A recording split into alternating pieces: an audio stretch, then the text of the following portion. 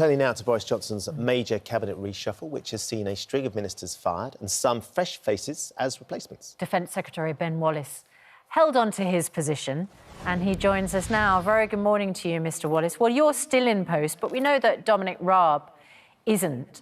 Was that the right decision by the Prime Minister? No, the decision the Prime Minister makes is to produce a cabinet that will deliver for the future, as opposed to just banking on what he's had for the last few years. And I think he probably took the view that Dominic is an excellent lawyer. He started his life as a lawyer, and the Secretary of State for Justice was a good job for him to do. He's also the Lord Chancellor and now the Deputy Prime Minister. So I think that's why he was moved, and he wanted to promote Liz Truss. And of course, when you want to promote someone, you have to make a vacancy for them. And I think that's always a difficult choice, but it is the simple reality of a reshuffle. Well, that's a very diplomatic way of describing it. The fact of the matter is, the Foreign Secretary was on holiday as Afghanistan fell to the Taliban. I mean, that's what's happened to Dominic Raab, isn't it? Look, I think the Prime Minister, I have seen for weeks and weeks and months, even before Afghanistan, speculation about reshuffles and, was it about to happen? Was it going to be a big reshuffle, short reshuffle? I've seen Liz Truss tipped actually to go to the Foreign Office actually even before Afghanistan. I think the reality was the Prime Minister needed to do a reshuffle. He felt he took the decision to do it now, and could have been done next week or whatever. And once he made that decision, all the things come about, which is making room for new talent. We've got a record number of women from our backbenchers promoted. There's some really talented backbenchers. He wants to bring them on, and experience matters in politics, so you need to get them into government. As soon as you start doing that at the bottom of the pyramid, you start knocking out the top. And I think that is ultimately what leads to some of my friends losing their jobs yesterday for no reason of not being loyal, not being any good at their job, just simply as it is in politics, and it is a brutal game, Susanna, that in the end, it's up and out, and that's happened forever, really, since history. And Mr. Wallace, with all due respect, I'm sorry, the reason those people were removed from their jobs was not in order to create vacancies for people lower down to be promoted. I mean, let's look at Gavin Williamson. He had overstayed his time as Education Secretary. There is a disaster, frankly, in our schools with the amount of learning that has been lost over the course of the lockdown. He had to go, didn't he? Let's be brutally honest about it. Well, look, first of all, Susanna, I have FE colleges, further education colleges in my constituency, and what's been really unfair to Gavin is Gavin was a passionate supporter of the FE college sector. It's really important to the young people in my constituency, and that never, and poor old the FE college is always the sort of Cinderella part of the education system, never got the attention it deserved, and he did a lot of good work with them. And I think, the biggest danger... But the Education Secretary has to look after all of the colleges, the secondary schools, everything, not just the FE colleges. No, he does, and my children are at a secondary school up in Lancashire, Cumbria, and that's really important that they have been given the service that we expect of them. And look, I'm not here to critique every part of Gavin's function. He did a really, in my view, a good job. He supported the FE colleges, but the Prime Minister always has to reshuffle his pack. It will happen to me one day. It's not inevitable that I was going to stay in this job. It will happen when the Prime Minister needs to make a job. And it is often about making room. You list Gavin Williamson, Robert Buckland, the former Lord Chancellor and Justice Secretary, an excellent and outstanding Secretary of State, again, a barrister by trade.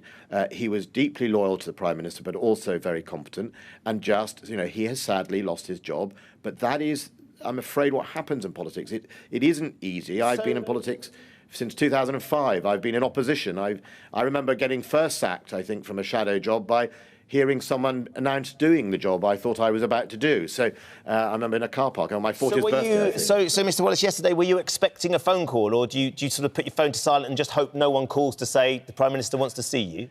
Well, some colleagues can play cruel jokes and text you that you should ring number 10. So I learned over time not to fall for any of those. I think you you know that if they want to get hold of you, they'll get hold of you. I was at an aerospace and security exhibition and trade fair yesterday, selling British goods abroad. So I think I'm long enough at this game to know if the axe falls, it's going to fall, and you can't avoid it. So just carry on until you're summoned to number 10. I was summoned.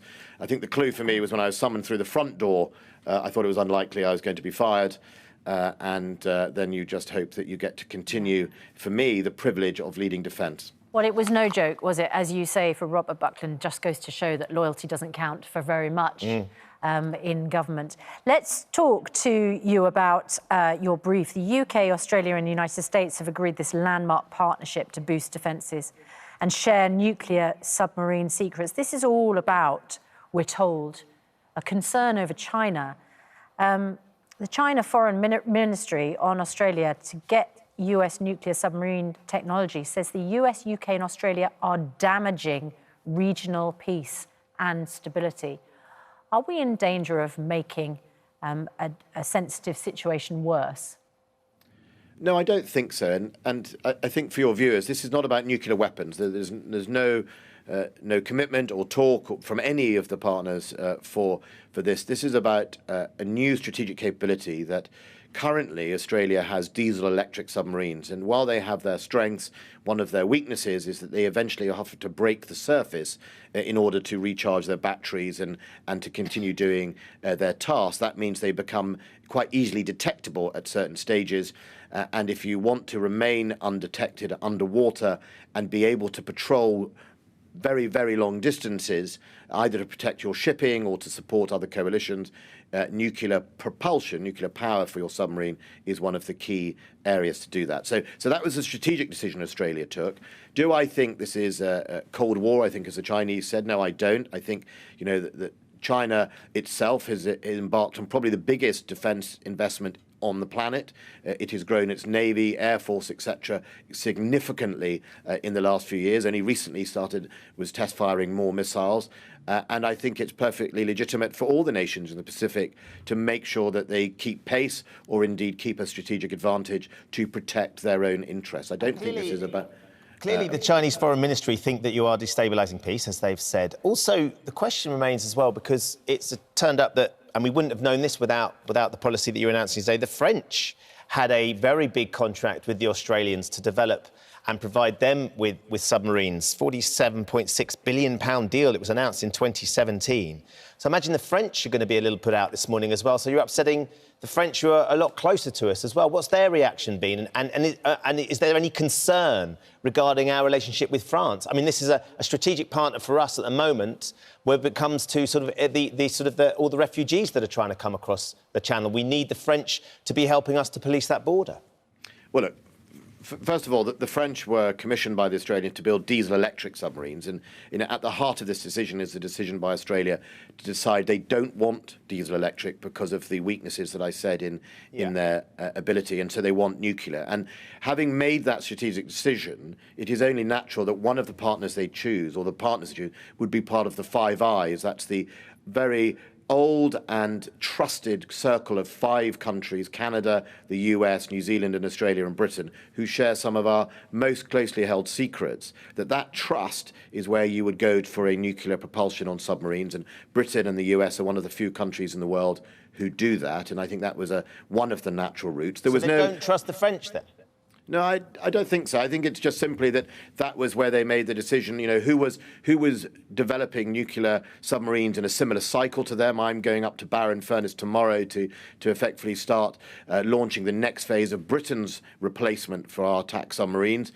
We have 60 years. In 1962, I think we had our first nuclear submarine, so we have a long trail of experience, and so I think it's just natural that some of the oldest military allies, Australia and Britain, fought in the First World War, Second, Korean War, etc., were the partners of choice. There's no intent on the British side or anybody else to undermine our French relationship. It's incredibly important. As Defence Minister, I spoke to my counterpart yesterday. Of course, France will be disappointed from an industrial point of view.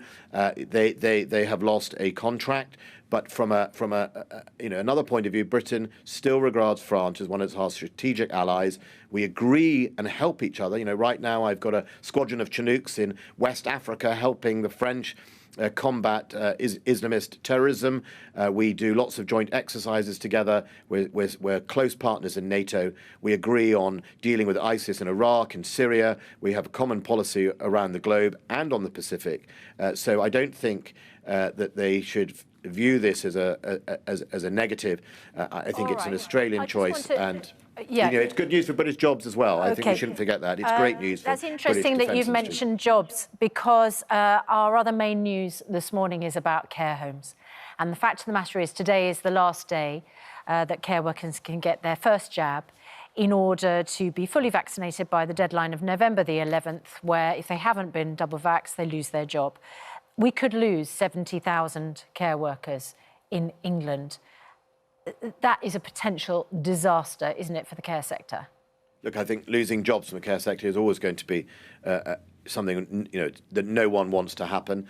But also, we don't want to see levels of deaths increasing in care homes. If I put my elderly relatives in a care home, I expect a level of service that will make sure they are protected. And it's a really difficult. It's one of these government decisions. It's not an easy choice because quite rightly you'd have me on this programme tomorrow morning if a significant number of people were dying in care homes because they were catching COVID from care home workers. And that's the balance we have to take.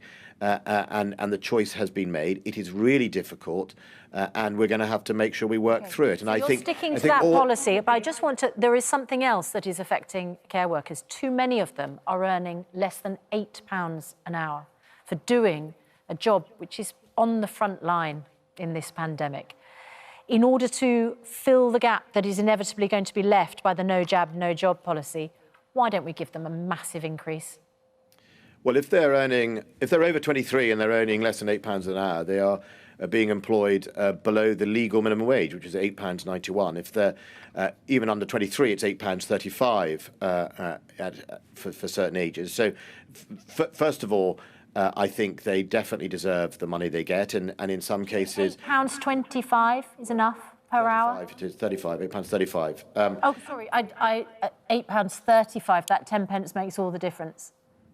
Come on. Susanna, it's not enough money, is it, Ben Wallace? Susanna, remember we support, I think, up to 40% working with working benefits. That's what the universal benefit is there to support. And you've just removed the £20 a week uplift. Look, Susanna, I think I've seen the debate on the £20 uplift. If you are a single mother in my constituency with 2 young children and you are in a private rented accommodation, and let's say you're doing 16 hours a week at minimum wage, so you're getting £8.91 for 16 hours a week, you will receive approximately £1,600 in benefit on top of that every month. Your children will most likely receive free school meals during the school time. And if you remember, the £20 uplift was to reflect that during COVID, many, many children were at home rather than at school. So I don't think it is unreasonable that as children go back to school, that we look again at that £20 uplift. And remember that is £9 billion that will be freed up to perhaps spend elsewhere in the budget, maybe on the education system, maybe on other parts of government provision for those children. But you're right. Look, our people who do horrendous jobs and difficult jobs and exhausting jobs paid enough across the board. I think we'd all like to see people paid more money in both the public sector and the private sector. I have soldiers, men and women that you and I saw in Afghanistan. I would like always to give them a better reward for the risk and the discomfort they face. But we also, as guardians of the public purse, have to try and balance that within a wage that's affordable. And that's just the reality of it. Thank you very much, Ben Wallace. We're going to have to leave you there. Thank you.